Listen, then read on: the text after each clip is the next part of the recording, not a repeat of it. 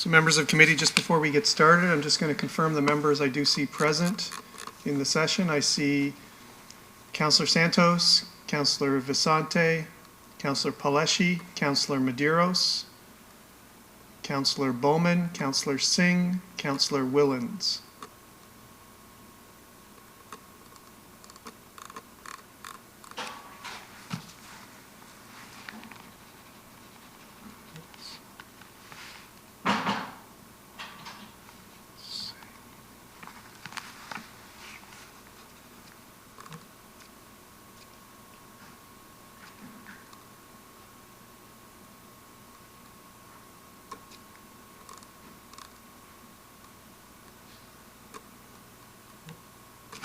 Councillor Williams is now present.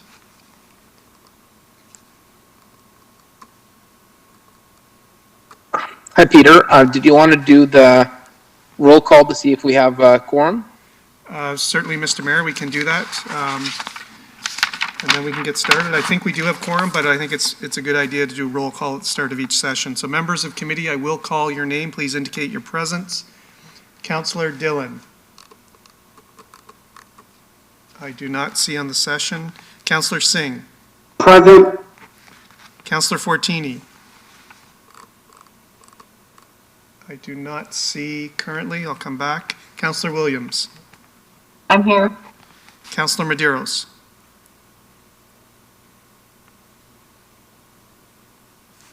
Councillor Medeiros.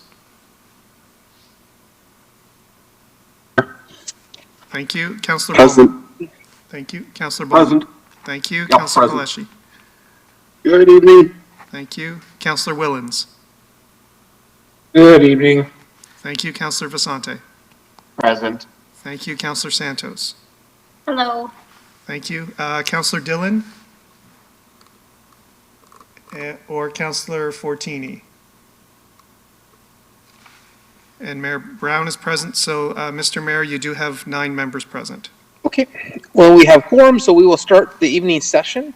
And the clerk can correct me if I'm wrong. I believe the first delegation is from Chris Drew in regards to Brampton Transit Investments. That's correct, Mr. Mayor, and we're just bringing Chris into the session, and we'll bring up his presentation. And Chris, you can unmute your mic, and you have up to 5 minutes to address the committee. Great, thank you so much, Peter. And first of all, I want to thank the clerk staff. I was getting emails from them over the weekend and evening, so a big thanks to Peter and the clerk staff for all their hard work. It's Chris Drew here, and I did this deputation in collaboration with Bev Drew, Jack Drew, Mark Drew, Ward 7 residents, and my family. Next slide, please. So tonight I want to talk about one very specific aspect of the budget. I'm going to be very specific, and it's about bus shelters. So in Ward 10 at Airport Road and Yellow Avens Boulevard, for example, here's an example of a bus shelter. You can see chairs within the bus shelter, that's great, and some chairs outside the bus shelter, and even 2 passengers that are heading towards the bus stop. So that's the theme of tonight's presentation. Next slide, please. So this is specifically related to $450,000 investment in bus shelters. That's where you can find it in the PDF package of the budget, the project number, and there's the description. And this is all about providing passenger comfort and safety while improving the attractiveness and convenience of using public transit. Next slide, please. So lots of cities are really interested in improving the transit experience. And so I just pulled this quick example from the 2017 Toronto Complete Street Guidelines. And they talk about transit shelters in the context of frequent service, improving convenience, lighting, greening, public art, real-time travel information. So transit shelters are an example of that, and that's why I'm happy to see it in the Brampton budget. Next slide, please.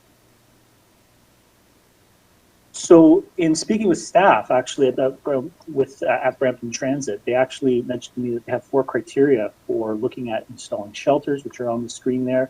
It's a very detailed criteria to prioritize transit shelters, which is fantastic. So that was great to learn. So in addition to the text related to this item, there's an actual criteria that staff use, which is fantastic. And one question I had for staff, and they got back to me very quickly, so thanks to Alex and his team, was that existing Zoom shelters along Steeles Avenue or at Steeles Avenue and Bramalea Road is going to be actually relocated and reused as part of the massive Bramalea GO train station redevelopment and realigning of the buses. Next slide, please. So here's an example. I just did a quick cycle through the ward. I should note that I put the dates on the Google Street Views here. So my apologies if some shelters have gone into place. So here's an example in Ward 10 where a shelter is not in place yet. Now, obviously, I mentioned there's a criteria, so maybe this will get a shelter in a few years. Not sure, but I'm just pointing it out as an example of why shelters on an ongoing basis are helpful. This could be a really windy day. Maybe it's a senior citizen that needs to catch the bus. And their umbrella is just not strong enough to protect them from the elements. But there's also no seating. So this is a good example of opportunities in Brampton to continue to provide great service for passengers. Next slide, please. Here's a picture I took, actually. This is Torbram, south of Steeles. Now, there's actually a shelter on the north side of Steeles staffing for me. I actually took this picture from my car. I was parked. And I just zoomed in because I felt a lot of empathy for the passengers waiting for a bus at this location. Here I am in my comfortable car this particular day when I was borrowing it, and there's a lot of people, as you can see, through that sea of single occupancy cars of people waiting for the bus. Now, staff did say that they're actually thinking of putting a bus shelter in this location once the road repairs are done in a few years. But this just highlights the need for good amenities for public transit users. And just actually highlights the contrast sometimes we see, because in society we make things usually pretty easy for drivers in terms of providing left-hand turn signals, wide turn lanes. And so shelters are a really good example of not just fairness, but something that we can do for transit riders in terms of amenities. And it's again, very helpful when we're dealing with inclement weather, particularly for our senior population or those with mobility challenges. Providing shelter for the elements is really helpful. So next slide, please. Here's an example from Ward 4. Again, I'm not sure where this fits in the criteria. So maybe this will get a shelter one day. This is near Ray Lawson and Cherry Tree. Good example of where a shelter here or some seating could actually be really helpful, because you have, I think, probably a pretty windswept road. The trees near it are pretty small, so not providing a lot of shade at this point or blockage from the wind. Next slide, please. Here's an example in Ward 5. Now there is, you can see two passengers waiting for the bus here, great, but again, very wide street, very little shelter from the elements. So again, another example of an opportunity for shelter, again, based on the criteria that staff have.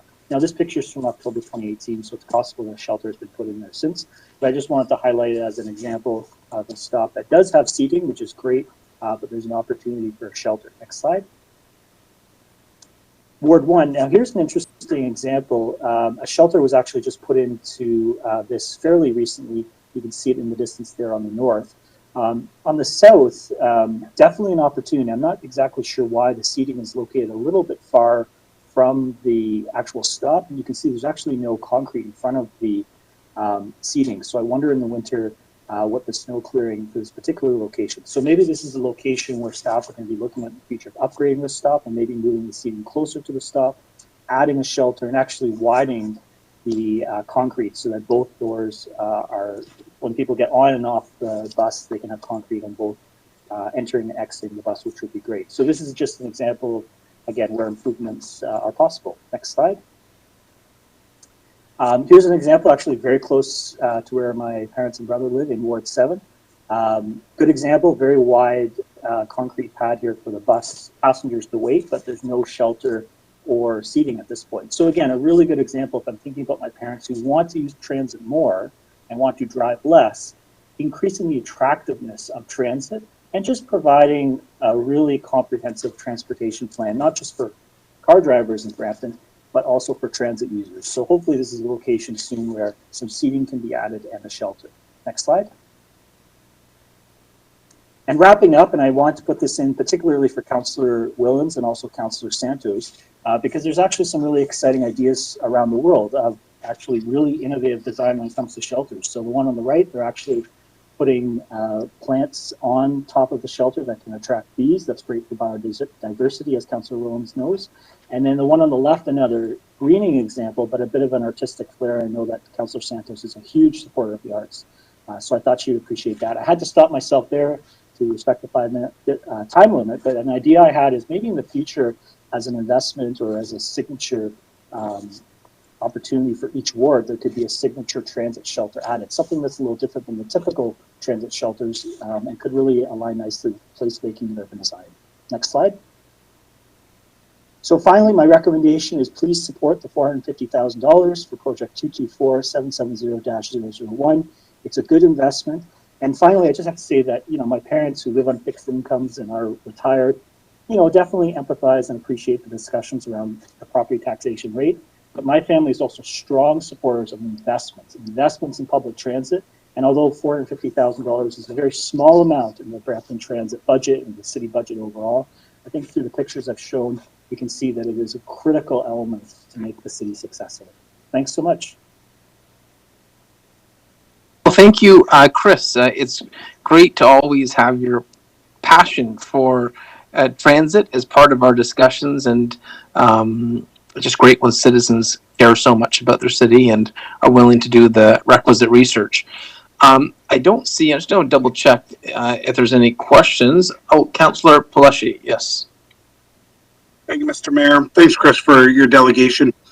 I don't have any specific questions of you, Chris, but I do want to let you know that, and I'm not going to ask our transit to come on and speak to this, but I will be asking about some of the inconsistencies that I saw in some of those pictures. Your first picture that you brought up, there was an empty lot behind it, yet it had a bus shelter and a seating area and the concrete pad. And I have many spots in the areas that Councillor Willens and I represent that have similar situations, but we don't have any of that. We have a pole in the ground that says Brampton Transit, and that's it. So there's definitely some inconsistencies that I've seen that just by way of some of the pictures that you've shown us, and thank you for coming here and showing us those images, and I'll definitely be bringing this up. Thank you very much. Thanks, Councillor. Chris, for your presentation, I don't see any other comments. Sorry, that was Savannah in the background expressing her support for the delegation as well. We'll take a motion to receive the delegation. Mayor, it's Councillor Santos. I just have a comment/question. Okay, sure. Go ahead. I put my name on the board, but you probably can't see it. Oh, now I see it. Okay. So thanks, Chris, for the presentation and the really innovative, cool ideas that they're doing in other municipalities, perhaps. And I know that Councillor Paleshi said he's going to ask this later, but very quickly, just in like these examples that you presented, which are just a handful, are there many more of these that are inconsistent throughout the city? And I think we always want to strive to make things comfortable for riders and encourage ways for riders to take transit more often. Is the shelter issue and the seating issue perhaps one of the barriers to people taking transit? It's a great question, Councillor. I just want to emphasize, and further to Councillor Paleshi's question, that before I even read the budget this summer, when I was speaking about that location at Torbram and Steeles, staff helpfully got back to me, and they do have a criteria. Those were the 4 criteria I mentioned. So in fairness to staff, there could be a discussion with them later. There's a criteria that they do use when it comes to shelters, and it was helpful to understand that, because when you look at the different pictures on the street view, you can see some differences, and it was just curious to me what more there was to that. So I thank staff for giving me some insight on the criteria. It's definitely a helpful thing. And again, I think about creating an age-friendly society, creating a society and amenities for 80-year-olds and 8-year-olds. And if you do that, everyone is covered. And particularly my parents, and really the lens through my parents, when sometimes it can be helpful now if they have somewhere to sit. Obviously, the goal, of course, is that the transit system is funded such that it's so frequent people are sitting in the bus shelter as little as possible. But that being said, sometimes there will be a wait for transit. And with climate change and unpredictable weather, every little bit helps, because I've definitely had situations where my umbrella was just not strong enough for the elements I was dealing with. So I'm just thinking about others here. So I hope that answers your question. That I think it's just a need to have a robust conversation with staff, check in with them, do an audit of the award. And that's why, again, I know it's not a lot of money, $450,000, but when I saw it in the budget, I just thought, you know what, these little things actually matter, and I thought it was a good thing to highlight. So I hope that answers your question. Okay, well, thank you.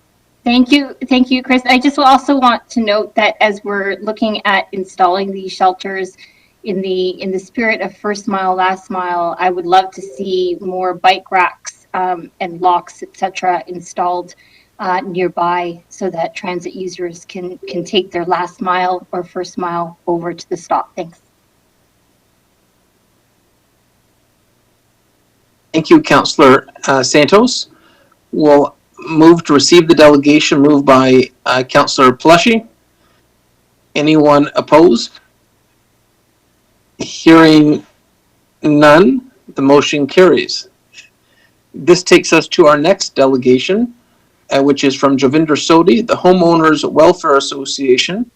And Javinder, can we get Javinder Sodhi brought up? Yes, please. Where's yours, Javinder? Yeah. Hello, everyone. Hello. We can hear you, Jotvinder. You can proceed. Yeah. You have up to 5 Thank minutes. you, Patrick Brown, our honorable mayor, and the council members. Today we have two small delegations. I will try to fit myself in the time zone as well.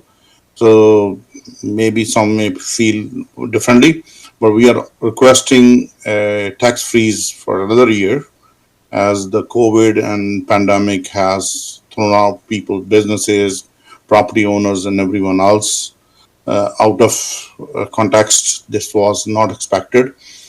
So to help the businesses, help the families, especially, there are a lot of many people live. I'm one of them who lives on paycheck to paycheck. So that will be a good help for entire Brampton to have another freeze on property taxes. And the other second part, I have to behalf on the Council of Seniors and their president, Myrna Adams, which will be representing thousands of residents. We would like to request the mayor of the Brampton and the council members to increase from $400 tax rebate to $1,200, which wasn't revised since 2010. And HOVA feels, Homeowners Welfare Association feels, that the property tax rebate program is required to be updated for vulnerable seniors and persons with a disability, which is overdue to be revised as the cost of living has significantly increased in the past decade. Just in the year 2021, annual inflation rate in Canada went up 4.4%. In September 2021 is 4.1%. So it's that's one area. And then seniors across Canada, especially in Peel region, Brampton, finding it challenging to sustain themselves and deal with the increase in these increases.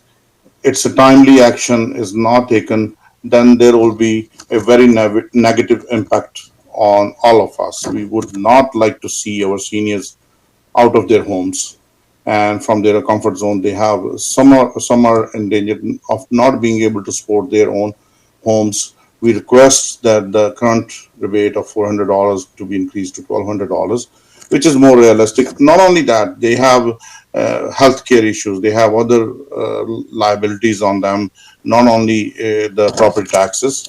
So furthermore, due to the increase in inflation, and as I mentioned before, COVID-19 pandemic, and becomes just more difficult for many individuals, especially seniors and vulnerable disabled people, which are living under the below poverty line.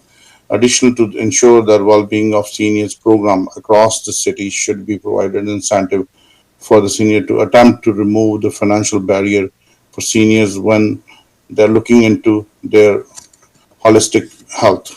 So those programs, because we all work here and there and we are active to extent, but seniors, they are sometimes the financial cost $50 to maybe some feel it's a small amount, but for some of them it throw their budget out completely between the bread and butter versus paying the taxes or paying for the programs.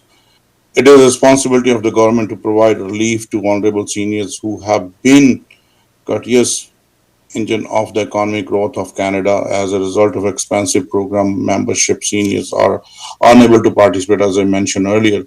Will help decrease the number of seniors who are socially isolated, because activity, children are gone to work and they are maybe at their own, and they are in isolation, and then depression, physical and mental deterioration, all these things play a role. So there are two simple asks. If council generously look at, Marna is online, she's watching us, she's listening what we are discussing today, and she is the president of the Seniors Council, which is represented by thousands of people. Homeowners Welfare Association is also a community group which always come forward for social and public issues, and this is one of them. We feel and we would like to work with them closely, and their letter and our request has came simultaneously. Um, I hope I gone with my 5 minutes on that issue. Any questions, please? I don't see any questions yet.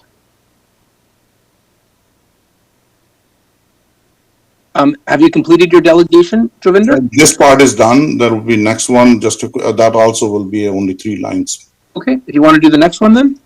Yes, please. I could go with the next one. That's regarding road and public safety. Thank you, Mayor Brown and Councillor Singh, joining us on a winter day in the park. And I live in the area where this is a targeted community all the time. Last 3-4 years, I think council members may be tired of listening same issue repeatedly, but that his issue has not been resolved. Neither northeast of Brampton, which is I think 22 kilometers away from the current police station, neither we have a police presence, nor the police station has been allocated to us. So we are vulnerable in that part. Our contribution to the taxes is almost $4 million for particular those 2 small subdivisions where we are talking about. But in general, Brampton itself and around us, we have people have stolen the car, people have break-ins in the house, and recently there was so many incidents happen year by year, every year, gunpoint robbery at our area. And when I'm working out or anyone else in the Brampton, their children, their senior parents are at home, they are at stake. Lock the door, this and that doesn't help. We need more police presence. We need more controls for sure. We are requesting. I had an opportunity today to discuss the same matter with our MP, Maninder Sidhu, and happens to be he calls me back on the same meeting issue. I requested them. We need all 3 levels of the government. It's not only municipal issue. It's not only a provincial. It's not only an issue with the federal government. Justice system has to be improved, and police presence has to be increased for the safety of public. That way we can continue contributing in tax revenue to the city, region, as well as to the provincial and federal governments. And people, if we are at risk, it's not a healthy sign, and people have shown up. I think Mayor Brown can speak on it, and or Mr. Singh, who were physically present. Our MPP was there from Brampton East, and most of the politicians stay away from questions. I know tough questions comes on the way when these kind of meetings where people have concerns. When these questions comes in, normally politicians love to enjoy good food, enjoy gossiping, talking, and all those things. And we got a lot of regret responses. Oh, sorry, we are busy, and we are already engaged. Those kind of responses is common to me. I'm not means I'm familiar to it, and we always handle. Uh, so our request is police presence, justice system improvement, whatever is requested or been asked to the residents, taxpayers, homeowners welfare association, concerned residents of Brampton, Wales of Humber community. We all are there to support the city, to lobby with the province, lobby with the federal government, and we always do it. We would like to collaboratively do it too. It's not a first year. And also last point I'm going to discuss is Gore and Mayfield. I think this is the 4th year in a row I'm delegating on one particular issue. There is no right merging lane, there is no left merging lane, and there are so many accidents. There are illegal truck parks right across the street from my home, from other houses. It's a kiosk. On Clarkway and Mayfield, there is no left and right lanes. So Gordon Randall, there is no traffic lights. We know the road has been developed. This is we are hearing from years. The same thing, Highway 50. Traffic has been increased, and the previous delegation, I really love it. The way that person has presented the delegation, that transit has to be improved. 100% rapid transit. I know LRT sometimes in the past there was a division in the council, but rapid transit and the timely improvement, and we already requested to improve the services, and that request has not been accepted yet by the city because ridership is low, because 1 hour wait time, people have no time to wait 1 hour, and weather conditions, especially on Queen Street, Highway 7, we need to match up the transit for the students go to university. Two universities are there, there are not none in Brampton. Students go to work because Brampton is low on providing value added or high income job opportunities. So all those reasons are there. Our seniors need the transit. They go to a temple, Sikh temple, or different religious places. They need some activity there, and there are some good stuff that been done. We appreciate, but looking forward more to be done. We are always demanding to our council, and I think some of the council members may not be comfortable with the keep demanding, but that's the role they have chosen to be sitting on, making a decision on behalf of the taxpayers. Thank you very much. I really appreciate the time.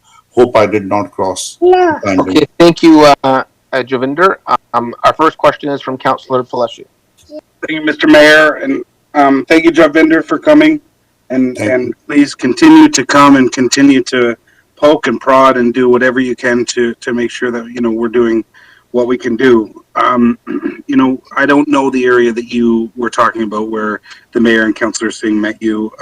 I don't know what has been done there in the past, but this is something that I continue to talk about. We can't just throw police officers at a situation. Staff have done fantastic work in trying to have the speed mitigation and putting in the proper measures to make people uncomfortable in the roads. But you also talked about Mayfield Road and Highway 50, which are regional roads, which I for some reason, I don't know why we continue to, when we're doing our north-south routes, we stay away from the regional road, where I think this is something in the future that really needs to change. I think we should be going into a regional road with our road and doing the work and then charging the region for the work. I hate the fact that we continuously let the region take their time in delivering the roads, that the road infrastructure that they're delivering when we're long gone.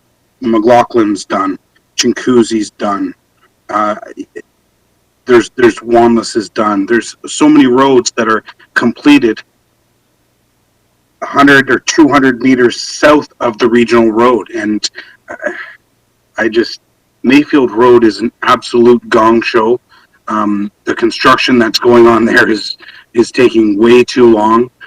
They should already be west of Highway 10 working, and they're not even close to that. It's a problem. It's a serious issue, and it's something that I think we need to definitely dive into.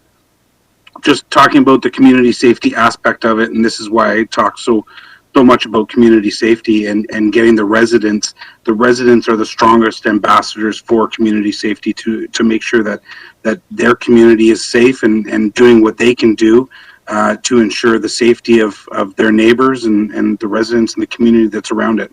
Like I said before, we can't just throw police officers at a situation. The education needs to happen with Nurturing Neighborhoods. Our community safety office needs to get out in the areas and teach and educate and bring everybody together.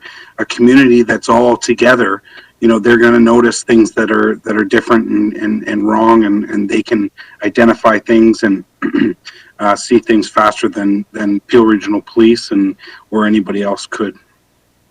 Thank you again for your delegation. Thank you, Mr. Mayor. Thank you. Can I respond back quickly? Countryside Road is also done, which is a city road, and Mayfield is not done. The second part for the safety, public road safety. Homeowners Welfare Association, Concerned Resident Team, we have so many groups. In this particular area where Mayor Brown and Councillor Singh has been present just a week before, we have around 238 members in the WhatsApp group. We are aware, we are all diligent, and we are all concerned, and there are so many groups we have been make, and we are, for year by year, I think, Paul, you have a witness about that we are engaged, and we always lobby, we always go to different subdivisions. It doesn't matter, it's a west, north, east, south, we always there. Homeowners Welfare Association is always front runner, and we need those good programs, community-oriented programs. Absolutely, Javender. And that's, I couldn't agree with you more. Thank you again for your delegation. Thank you, Mr. Mayor. Question is from Councillor Singh. Yeah, I just want to thank, about the seniors rebate especially. I have had some correspondence with obviously Homeowners Welfare Association, but I know Myrna also is very passionate about this, and other seniors have also reached out to me. So I think that's something we should definitely be exploring, especially when it comes to our seniors. And I do want to pick up on the point Councilor Pleshy also brought up. Mayfield is absolutely a disaster, and it's just unfortunate it's taken so long for the lane expansion. And I just also want to reinforce, I know it's an issue on his side of Brampton, it's also an issue on our side. I just don't understand it, and the timelines are so far out, and it's just work that needs to get done. Outside of that, the safety aspect, obviously, we did bring in cameras. I know there's a motion on to look at speed humps as well. So that's always promising. And I know homeowners and Mr. Sodi have been passionate about the police community station at Gore and Bouvard. I know and the mayor also, and Councillor Dillon also, everybody's been working on that, and we hope to land that. But I just wanted to thank the delegation for coming and always highlighting important issues in the community. Thank you. Thank you. Thank you, Javinder. I don't see any other questions. I'll just double check again. But I don't see anyone new on the board. So we will have a motion to receive your delegation from Councillor Singh. If there's anyone opposed to receiving the delegation, hearing none, the delegation carries. Mr. Mayor? Our next delegation. Yes, Mr. Mayor, we do have an added delegation, which would be from Sylvia Roberts. Sylvia wishes to delegate regarding Brampton Transit funding, and we're just going to bring Sylvia into the meeting. Her mic is unmuted, and we'll bring up her presentation momentarily. That will be before the CA presentation. That's correct. This was a late delegation request, and after this will be consideration of the BIA presentation and their budget. Hello, can you hear me? We can. Hello, my name is Sylvia Roberts. I would like to talk about the Brampton Transit portion of the 2022 budget. Next slide. So in the GTHA, in the past several years, a number of cities have made bold moves on transit. Burlington, for example, is now planning not one, not two, not three, but a grand total of 5 different BRTs. And I mean full and proper BRTs like we're planning on Queen Street, which is more than Brampton is doing. They've also had significant planned increases to transit service, which they've already started implementing. Next slide. In Durham region, they have implemented on night service. They're not planning to do it. They actually already started, as of this year, running 24/7 operation. Mississauga had previously run night service. It's a case of, in 2018, when this term of council took office, Brampton was a leader in the GTHA. Now we're having Durham region pass us in terms of actual service quality. It's a case of you can advocate for a rapid transit project, but if the shovels aren't being in the ground for the next 5 years, it's not very useful. It's things like night service would make a huge benefit across the entire city. Next slide. So this term of council, the amount of service hours per year being added have basically cratered. In the previous two terms, we averaged approximately 60,000 hours being added per year. This term, even before we looked at the pandemic, the 2022 plan hours, plus the 2019 hours, that was only 45,000 hours per year. So it's not just the pandemic that's caused issues. This term of council previously made decisions to have not very much in the way of service hour increases. It's a case of Brampton Transit saves residents an enormous amount of money. When you vote to increase the amount of service hours Brampton Transit has, when you look at how much money residents save from not having cars, increasing Brampton Transit service puts money in the pockets of residents. It's a case of choosing not to increase transit service because it costs money is deciding to waste money from the public. They could be saving tons of money. When you look at it, it's if you're under 25 in Brampton, you could easily be paying $500 a month just for car insurance. So for Brampton Transit, you'd have a massive savings. It's a case of in major cities, evening and weekend service, especially 24/7 service, is crucial for entertainment districts. It's a case of for entertainment venues, it's the prime customers are young people with discretionary income in the evenings and weekends. In Brampton, if you're a young person and you have a car, you probably don't have very much discretionary income. And if you take transit, you might have discretionary income, but you don't have a means to actually get somewhere. It can sometimes be cheaper to take the GO bus to go downtown Toronto than to get an Uber and go meet up with your friend in Brampton. And frankly, downtown Toronto has a lot more cool things to do. The city has talked about how it wants to address the greenhouse gas emissions. Transportation is the largest issue in the city for causing greenhouse gas emissions. If you actually want to meet your climate targets, you have to aggressively ramp up transit ridership, and that means increasing the amount of service hours. Before the pandemic, we were having serious crowding issues. Next slide.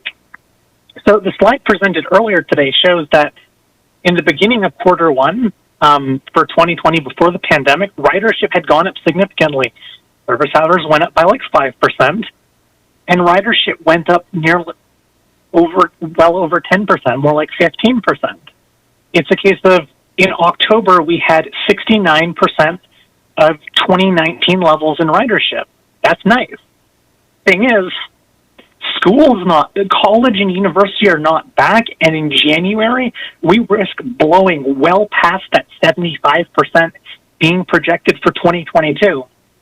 75% makes sense for calculating what potential shortfall might be, because you need to be able to plan to actually have money on hand in case that happens. But the reality is we could have significantly more ridership than we're planning for next year. And we could run into a situation where in September 2022, we're having serious crowding issues on transit because the borders have mostly opened. We've got tons of international students coming in, but guess what? There's a global shortage of cars, and if you've looked at the price of used cars, they've skyrocketed because we don't have enough cars to go around. There's more people who want cars than there are cars to buy, which means if you're a newcomer to Canada and you can't get a car, well, then you're probably going to need to take transit to get around, which is going to place an increased load on ridership, but we don't have the service hours in place. If you look at like Ward 9 at Dixie and Inspire, we've been building out, but the transit service hasn't kept up with it, and that's caused serious issues for things like parking. We've got serious issues on crowding on the busy routes. The whole system needs plenty more service hours, and this budget doesn't have them. It's going to cause significant long-term damage to the city if we're not adding aggressive amounts of service hours. If you're not adding service hours this year, then next year you need to have like 100,000 service hours baked into the budget to ensure we can properly keep up with transit demand. If we don't need the service hours, if Brampton Transit doesn't need the service hours that year, they don't have to operate it. Have the money go into the transit reserve and then there's no major obligation like at the end of year to spend your service hours because they retain the money because we need that for capital projects. Having a buffer, which do you prefer? Going to a store that consistently runs out of stuff when you need it, or one that has enough stuff on the shelves so when you need something, you can always get it? Thank you. That's my delegation.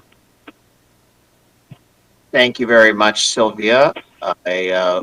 Looking for any members of committee who would like to ask questions or provide comments. I see none. So I have a motion moved by Councillor Medeiros to receive the delegation. Any opposed? That carries. And Mr. Clerk, do we need to receive the other delegations as well, or are they received at this point? They've already been received, Mr. Vice Chair. Thank you. So I look to the clerk for our next delegation. So our next item is a presentation. That completes our delegations registered for this evening. There'll be additional delegations scheduled for Wednesday evening at 7 p.m. Next on the agenda is item 7.1, Downtown Brampton Business Improvement Area, presentation from Susie Godefroy and Zishan Majid on the Downtown Brampton BIA budget. Thank you. Welcome to the BIA. Good evening, everyone. Can you hear me okay? Perfectly, yes, thank you. Okay, great. Okay. Good evening, Mayor Brown and members of council and city staff. It's Susie Godefroy here from the Downtown Brampton BIA, and I'm here tonight with our treasurer, Zishan Majid, to present the Downtown Brampton BIA 2022 budget for consideration tonight. Next slide. Oh, sorry. For starters, I wanted to just walk you all through our budget planning process. And every summer, we open up budget workshops for the Downtown Brampton members. And we host these budget workshops every week in August, and they lead into September. And we also host opportunities for members to come together through our coffee talks to discuss different priorities for the Downtown Brampton BIA. We also conducted a budget survey this past fall, and we took all of that feedback back to our planning committees, and those committees include the events and marketing team, as well as the beautification and safety team. Following that, we also took all of that feedback back to our executive and myself, and we drafted the 2022 budget and presented that back to the full board of directors on November the 2nd. And we are here tonight to present the final budget for 2022. Next slide, please. Okay, high level here, I did want to highlight the vision and mission for Downtown Brampton. Our vision is the Downtown Brampton BIA is a respected and welcoming destination dedicated to bringing people together for quality shopping, services, and entertainment. Our vision is that Downtown Brampton promotes and enhances Downtown Brampton through marketing, events, and beautification initiatives to build confidence and engagement with our members and the community at large. Next slide, please. Okay, high level, these are our key corporate goals through our strategic plan, and they include to promote the value and raise awareness of Downtown Brampton, to create a cool and trendy vibe, and to, of course, create synergies with the city of Brampton. Next slide, please. This slide just captures all of the Downtown Brampton BIA Board of Directors, and we have 10 elected members as well as 3 appointed positions, and those appointed positions include our treasurer, Zishan Majid, who I can't thank Z for all of his incredible assistance with our budget and numbers and just general finances at the BIA office. And we also have our council appointed positions being the regional councilors, Regional Councilor Rowena Santos and Martin Medeiros. Next slide, please. Okay, so for those of you who don't know, I think you all do, who are on today's presentation, our key areas of service include advocacy for our membership at large, outreach, awareness, and of course, economic recovery during these trying times with COVID-19, and downtown revitalization. We also do a lot of work with regards to beautification and in a sense of advocating and on how we can do a better job at enhancing the public realm. Our Downtown Brampton BIA Board of Directors, staff, and a number of members in the community contribute to the marketing and events programs that we're doing in the downtown core. And we also do a lot of advocacy with regards to safety. I think that the big key thing here is that we're always looking at ways that we can create stronger collaborations and synergies with the City of Brampton, as well as the region of Peel. And I also wanted to highlight that the BIA Board of Directors and our membership just recently completed a new strategic plan. Next slide, please. Okay, I'm quickly going to go through this, but this slide captures the advocacy and membership engagement that we do with our businesses. So everything from welcome visits to grand openings to various communications from our office to our members. There's a number of things that we do to continue to advocate on behalf of our businesses and landlords in the downtown core.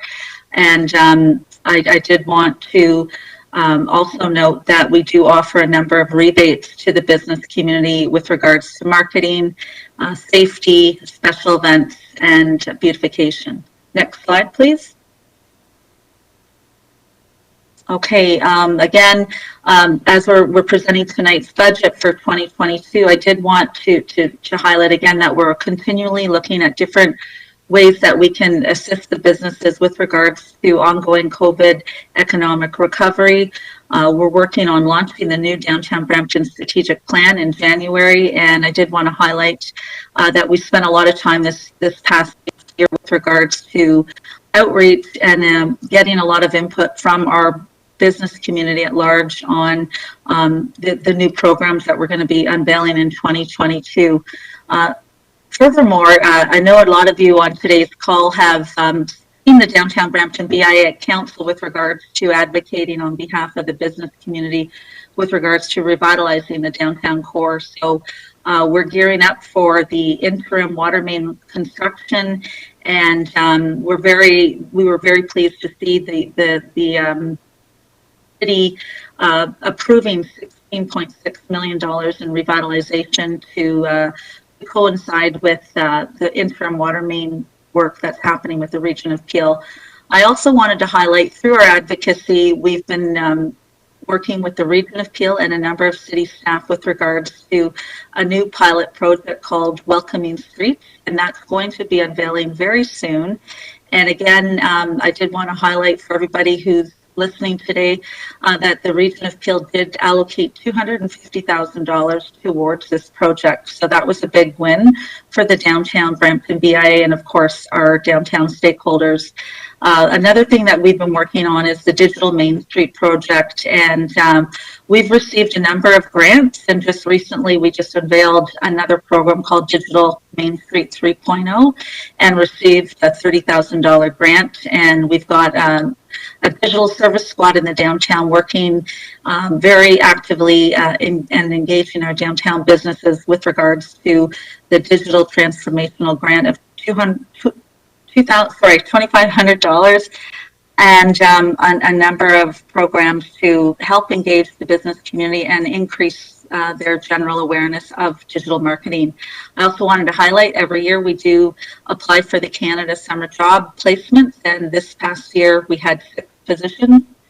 And so all of that goes back into assisting in all of the programs that we're doing at the BIA. Next slide, please. Okay, beautification has been a big topic of discussion, and we saw through the discussions in our budget workshops the need for the Downtown Brampton BIA to increase the downtown dollars that we're allocating towards beautification projects. So for 2022, we're going to be looking at different ways and more aggressive ways that we can better activate the downtown core at large, and we're also going to be working with the city on a number of art interventions. Other areas of discussion, of course, always include cleaning and maintenance in the downtown core, the downtown parklet. Our board of directors are allocated a little bit more money towards green spacing, or I'm just going to call it beautification projects in the downtown. And we heard loud and clear that the businesses would like to see more of that in the downtown.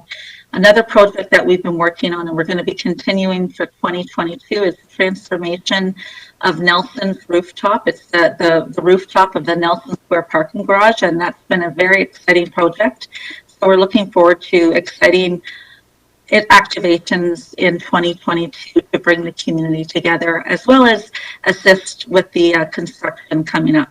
I also wanted to highlight our regular programs include the planters and the seasonal banners, and we do have a partnership with Sheridan College on visual merchandising. Next slide, please. Okay, with regards to the downtown revitalization and capital projects, we do a lot of advocacy to keep the business community apprised of all the exciting projects happening in the downtown core. And I'm just going to specifically highlight, we've been very active with regards to downtown revitalization and particularly the upcoming downtown Brampton interim water main replacement project that is slated to start sometime in January. Above and beyond that, there are a number of projects in the BIA, in the downtown that the city has been working on. And so we're really excited to be collaborating with the city on these projects. So our role is to keep our businesses apprised of these projects, as well as engage with them and provide feedback back to the city of Brampton. Next slide, please. Okay, with regards to marketing for 2022, the Downtown Brampton BIA has an events and marketing team, and it's comprised of a number of volunteer members who provide feedback back to the BIA staff. And we're always working on a 24/7 marketing and public relations and social media campaign, and we do that through a number of different marketing tactics. We're also gearing up for assisting and collaborating with the city of Brampton on a marketing plan for the downtown revitalization, and we're looking forward to working with the integrated downtown planning team on communicating this exciting project to the downtown community at large. Above and beyond that, every year we work with the city of Brampton on a marketing partnership whereby the city of Brampton provides a grant that goes directly back into the marketing funds for the BIA. So we're collaborating with our communication folks on this partnership. And again, I mentioned earlier the Digital Main Street project that will be continuing for the first quarter of 2022. And I did want to highlight traditional marketing is just as important as digital marketing. So we're going to be redoing our downtown BIA directory and bringing back a printed version possibly of this for the downtown core, as well as working on consistent postcard mailings that are going out to the immediate downtown community. And of course, I did want to highlight the city of Brampton allocates a number of BIA merchant booths for the farmers market. That's an in-kind service that the city provides to the BIA businesses, and there's typically about 10 to 12 booths. And another big part of our marketing campaign is our Discover magazine that goes out on a seasonal basis. Next slide, please. Okay, quick facts. I'm just highlighting our last quarter. These are quick marketing facts from Q3. I did want to highlight that we have over 2,400 subscribers to our consumer e-news that goes out to a number of local residents in the area. Our website for Q3, we're seeing daily visits of over 3,600 visitors to the BIA website.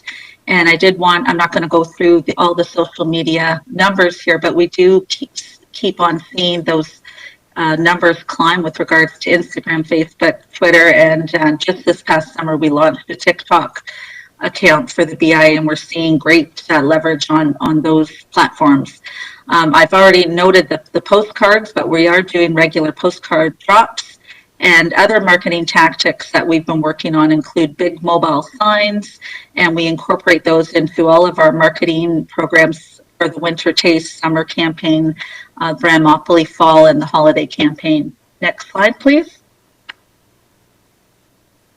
Okay, with regards to the downtown safety, it falls into our downtown Brampton beautification and safety team, and I did want to highlight a very important project that is going to be coming to the forefront, and that's the Welcoming Streets pilot project.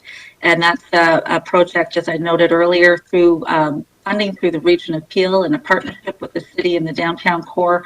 We're going to be assisting by having ambassadors on the street that will be assisting with the various concerns in the business community with regards to different situations when it comes to the vulnerable population in the downtown core. I also wanted to highlight that activating the downtown core is a very, very important part of our safety strategy.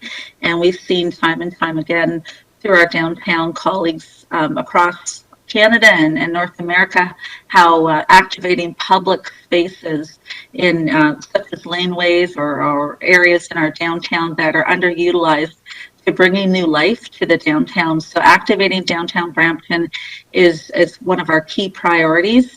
And I did want to highlight lighting and cleaning is certainly at the top, but we have done a number of lighting installation over the last few years. And so I wanted to say, like, just this past year, the city of Brampton just finished a big lighting installation in Garden Square. So we've got a number of the laneways all lit up, and we've seen a lot of progress in that area. I also wanted to highlight, and I know most of the councillors are aware of this on today's call, we do have a Downtown Brampton Business Chat group, and that's a very active group, and it was formed a few years ago, and this is a great a tool for the Downtown Brampton BIA for various things, but when it comes to safety, this is the place where we hear most of the concerns, and it's a great tool where we as BIA staff and city officials can react and try to solve these problems as soon as possible. I did want to highlight, we do have some amazing partnerships with Peel Regional Police, the Region of Peel, Regeneration, John Howard Society, Grace United Church, and Homeless Healthcare Peel.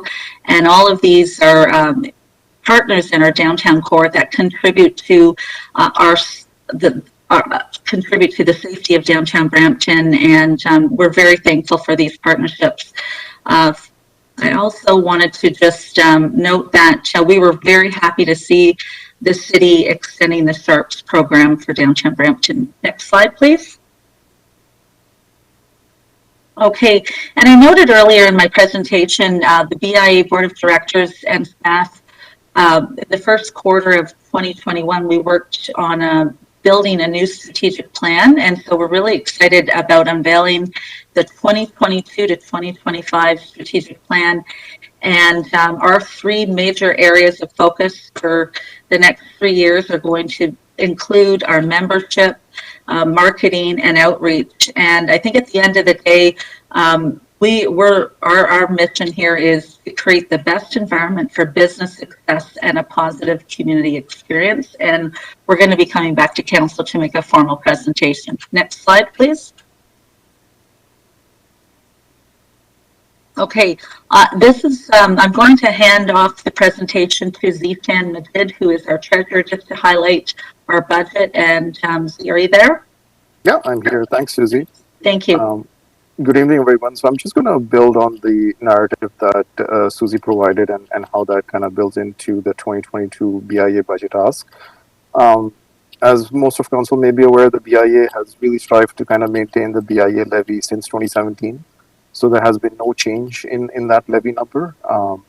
And that obviously has been achieved by kind of BIA maintaining their overall operating budget and kind of just allocating resources differently depending on the priorities for that budget year.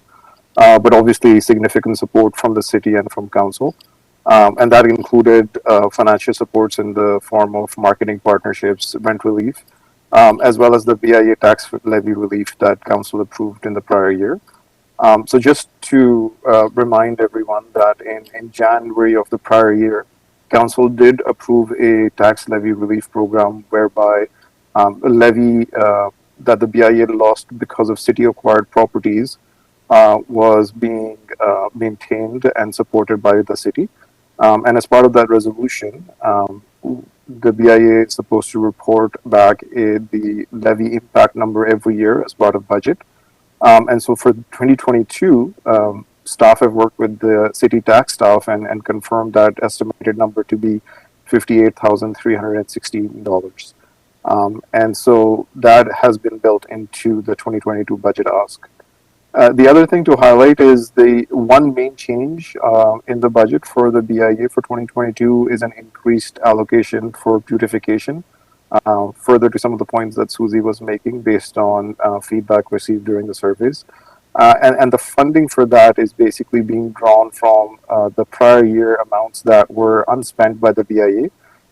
When COVID impacted the BIA and the downtown events, some of that money was not spent. And so the BIA is tapping into that unspent funds from the prior year and is allocating some of that towards an increased beautification budget for 2022.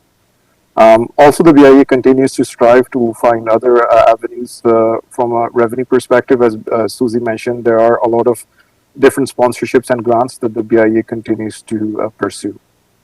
Next slide, please. So with that, overall, in the 2022 budget column, I'll just briefly basically say that the only main change in the budget for this year is the increased allocation for beautification. And again, that is being funded by the unspent amount from the prior year because of COVID. Some of the funds that the BIA was not able to utilize because of canceled events are being allocated towards an increased beautification allocation for 2022. And with that, I'll pass it back maybe to Susie for some final comments or any questions. Great, thank you, Zeke. Were there any questions that anybody wanted to present back to the BIA and myself? We'll just check if there's any in the chat box. Okay, thanks. Thank you for the presentation. I see we have a question from Councillor Santos. Oh, no, and then another comment. We can remove her from the list. Her question was answered. Okay, so there's no questions. So if we can have a motion to receive the BIA presentation, Peter, we'll need a motion for that as well, I assume? Yes, Mr. Mayor. Okay, if we move by Councillor Santos, seconded by Councillor Medeiros. Anyone object? Anyone opposed? Hearing none, the motion carries. This takes us to our next presentation. Mr. Mayor, that is it for the presentations this evening. So that concludes what was intended for tonight. We also do have a public question period, and I can advise that there are no questions sent through the city clerk's office. So unless the committee wishes to proceed further, just a reminder for tomorrow's proceedings starting at 9:30. An order paper will be issued later tonight for committee. The first item of business after roll call tomorrow will be the Brampton Public Library Board presentation, item 7.2. After that will be completion of the departmental presentations with the corporate support services and the office of the CAO. And then committee can start to consider the various reports that are on the agenda. And an appropriate time tomorrow, they may wish to go into closed session to consider the closed session agenda. Okay, well, thank you, Peter. Well, we've had a very full day today, so thank you to members of council for your consideration, and we will resume tomorrow. So, Peter, procedurally, we are just recessing. We're not actually adjourning, correct? That's correct. Okay, well, all the best. Everyone enjoy your evenings, and thank you to all the delegations tonight. Thank you for your input on our local democracy. Thank you very much. Thank you, Mr. Mayor. Members of Budget Committee, this meeting is now recessed. We're just going to wait for the live stream to end, and committee will reconvene at